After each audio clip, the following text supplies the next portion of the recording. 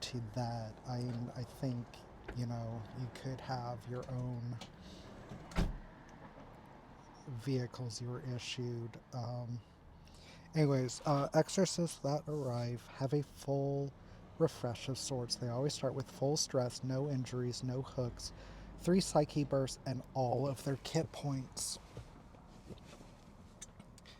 The only burden an exorcist carries from mission to mission is their current level of sin after having that mission end.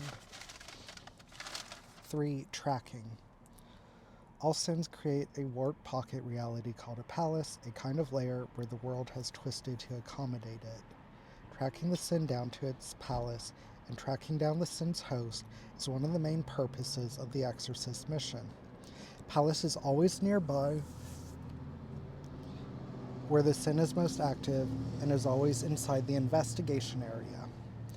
Exorcists that track a sin might use supernatural abilities to sniff out its traces and taint. Try to search for evidence of its palace in the environment. Follow clues based on its victims. Pull on social connections that its host has. Track down its host in whatever state they are in. A palace is a parasitic, extra-dimensional space, and its inside may not conform to the rules of mundane reality. Its entrance can be invisible to mundane humans and is often hidden in plain sight. Its appearance inside often reflects the psyche of the host. Tracking a sin's palace down is important, since it fought outside of its palace, a sin can simply slip away.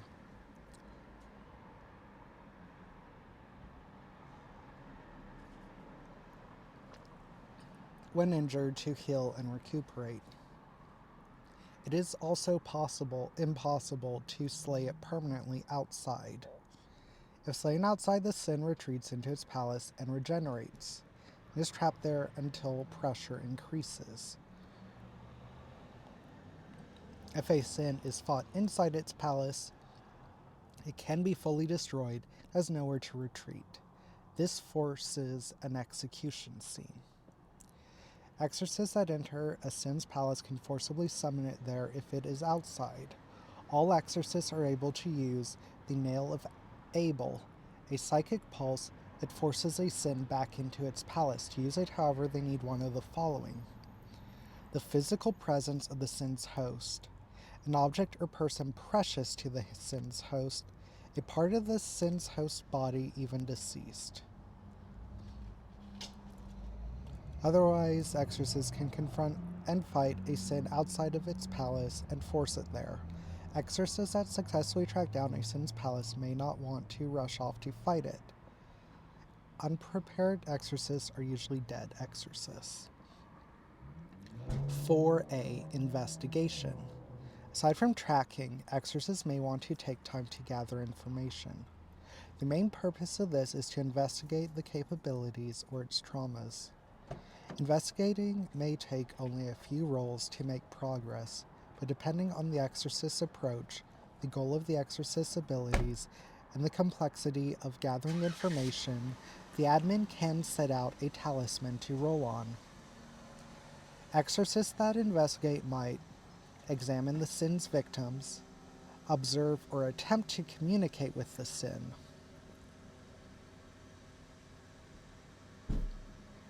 examine crime scenes or traces of the sin, gather information from witnesses or contacts, perform rituals or research. Traumas. All sins have traumas, events that have precipitated their birth from their host.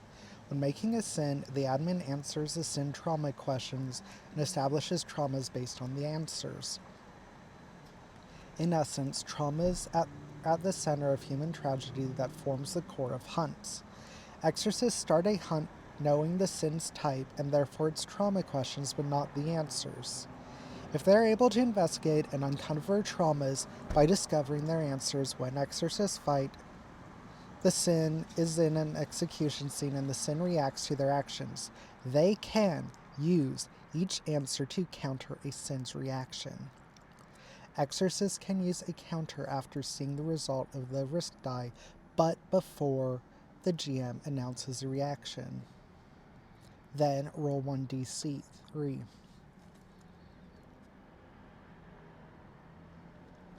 Reduce any stress suffered by all targets by the amount on the die.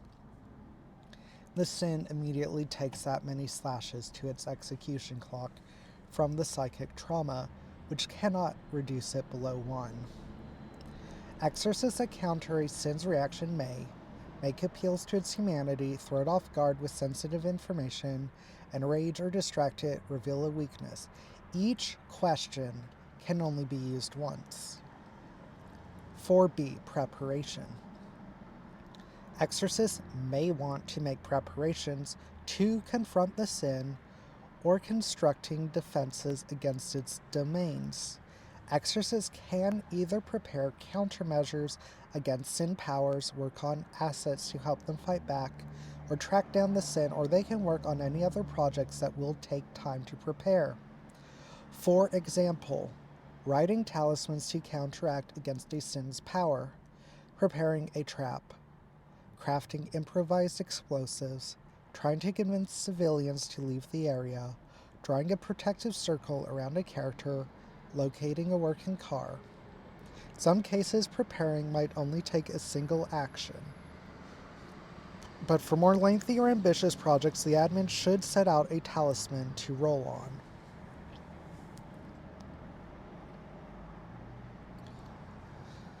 4c. Rest. Exorcists at rest are recovering and letting time pass. The exorcists must decide to rest as a group. If they do, pressure always increases by 1.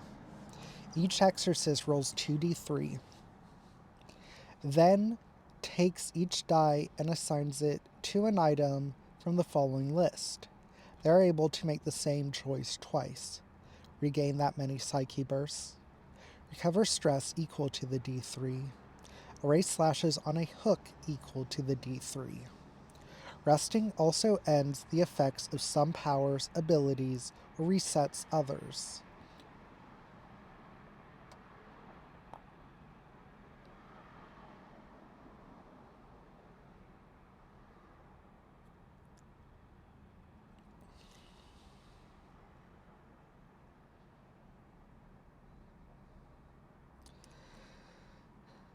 (5a) Tension.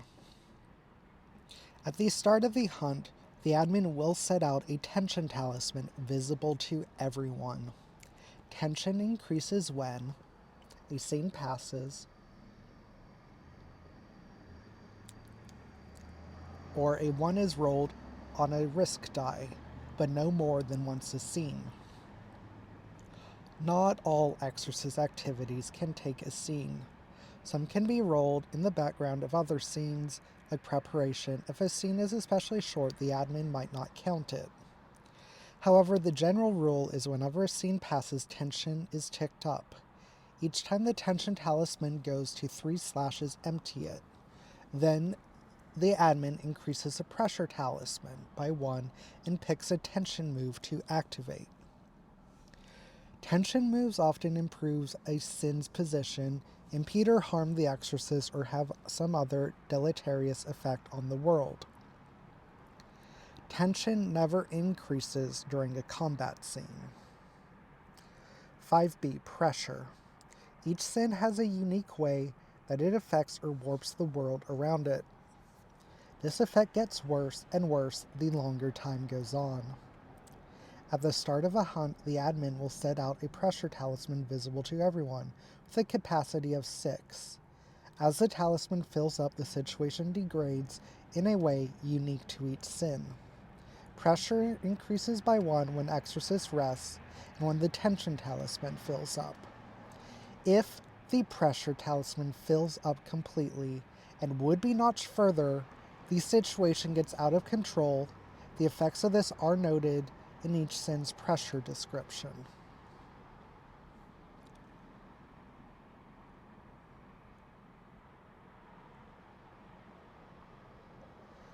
Execution. Each sin has an execution talisman. Broadly speaking, the execution talisman determines how the sin functions in a conflict scene. It also gives the exorcist a talisman to roll against when going up against the sin in a conflict situation. It is the lifeblood of the sin.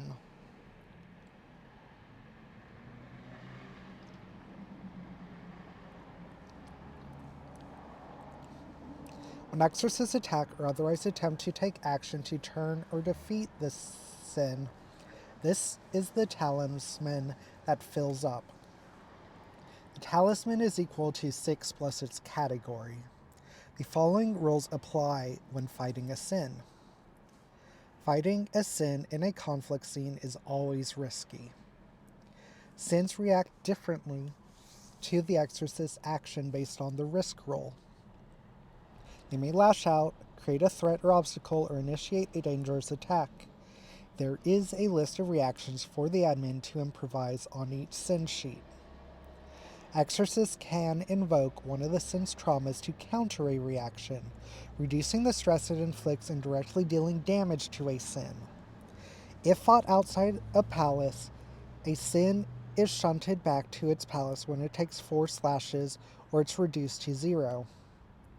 It regenerates either when confronted or when pressure increases, regaining 1 notch on its talisman or 2d3 if it has 0. If a sin is fought inside its palace, it cannot flee and must fight until its defeat. When the talisman is filled up completely in an execution scene, the sin is at the mercy of the exorcist. They have a choice to execute, or fail. Some sins usually dissipate instantly, some do not, and may plead for mercy, shelter, or abeyance. Execute. The execution is complete. Divine judgment has been passed. The world was returned to an inert state. Executing a sin makes the mission a success and pays out 5 script to each exorcist. Executing a sin is not immediately fatal for a living host, but is extremely traumatic, and the host is nearly always taken under the custody of CAIN for monitoring, rehabilitation, or possible recruitment.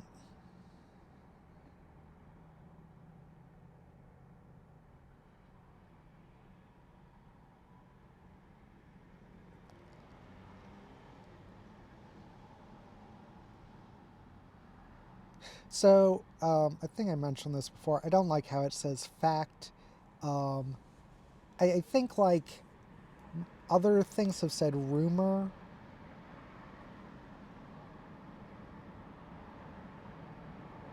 Um, but, like, I think I would have preferred in this setting, especially because of the source, it's like a manual. So I don't think a manual would tell you, oh, this is not true.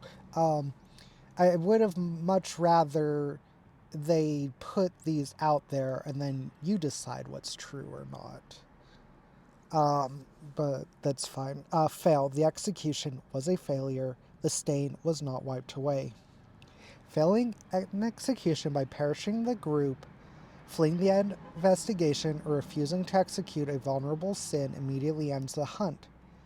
CAIN will call in total expurgation of the area via orbital rail drop to prevent a sin event and advise the exorcists to exfiltrate if they are still alive. Surviving exorcists will be appropriately disciplined and also docked 1 script. Necessary cover-up, casualties, and cleanup will be extensive. Unless, if at least 1 trauma question has been answered and unveiled to the sin, spare. It is rumored in hushed whispers a sin may be spared and brought back from the brink, crushed under the weight of its own contradictions and forced to recede back into the psyche. When this happens, the host may, bit by bit, part by part, regain control. In such a case, the execution is still deemed a failure, but since there is no sin detected by CAIN in the area, there is no reason to order expurgation. The exorcists are recalled and paid 3 scrip for hazard pay. They are then debriefed, questioned, and sent to their next assignment. Sparing a sin is a judgment call. Can you afford to risk the spread of the stain? Is the mercy in your heart a weakness? 7. Exfiltration. Hunters are exfiltrated from the area, usually in CAIN helicopters, then brought back to the nearest post or carrier vessel for debriefing. The execution was...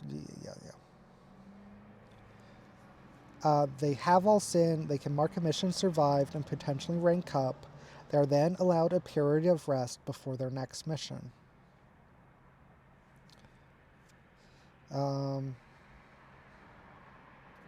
We can see about getting through this. Conflict scenes. The rules so far have been about freeform play.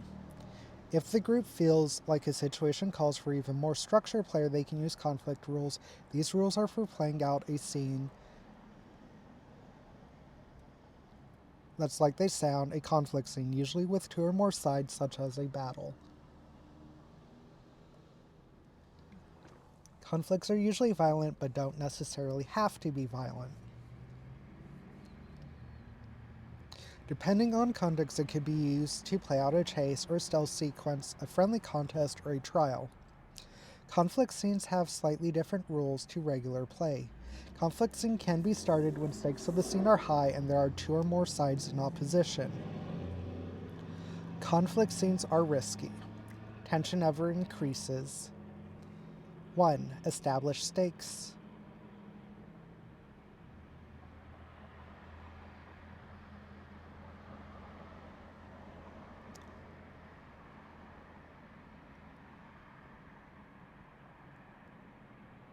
2. Establish the scene and set out the talisman.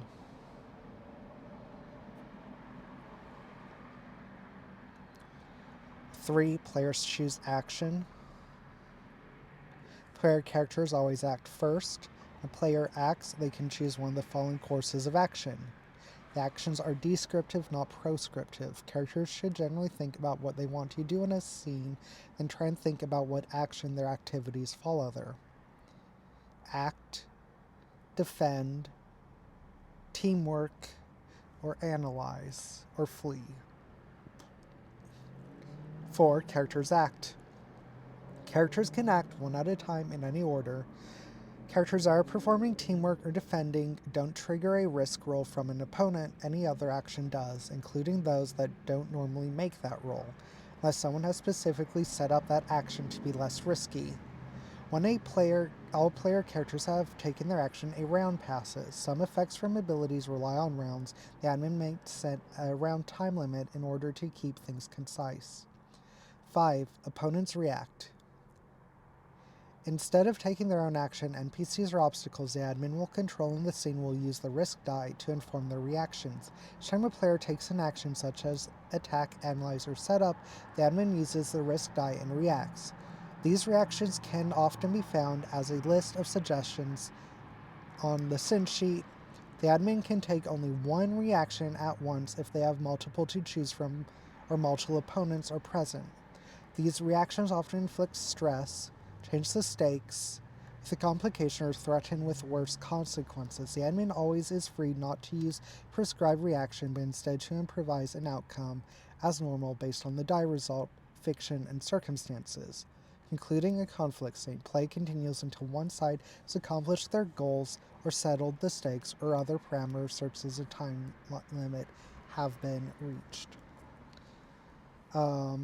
So that's going to end for right now. So the next time we pick up CAIN, we'll pick up with actually making an exorcist.